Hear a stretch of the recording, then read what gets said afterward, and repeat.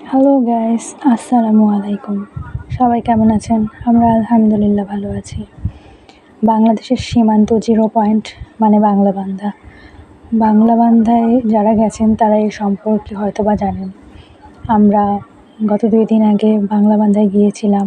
আমরা যতবারই পঞ্চগড় তেঁতুলিয়ায় যাই ততবারই আমরা বাংলাবান্ধায় সীমান্তে যাই এই আনুষ্ঠানিকতাটা দেখতে।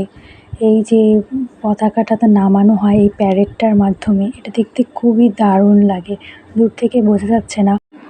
আমরা স্টেডিয়ামে গেস্ট হিসেবে বসেছিলাম এবং এই আনুষ্ঠানিকতাটা দেখছিলাম। কি যে দারুণ লাগছে, যে কাছ থেকে না দেখলে বোঝা যাবে না। এই পতাকা নামানোর 2 দেশের একসাথে আনুষ্ঠানিকতাটা যে কী দারুণ, কী অপূর্ব, তা না দেখলে বুঝতে পারবেন না।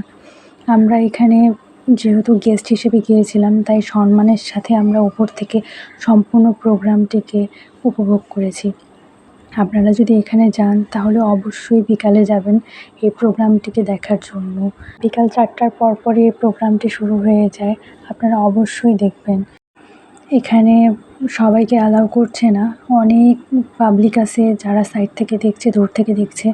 কিন্তু আমরা যেহেতু গেস্ট হিসেবে গিয়েছিলাম, তাই আমরা সম্পূর্ণ প্রোগ্রামটি উপর থেকে এনজয় করছিলাম।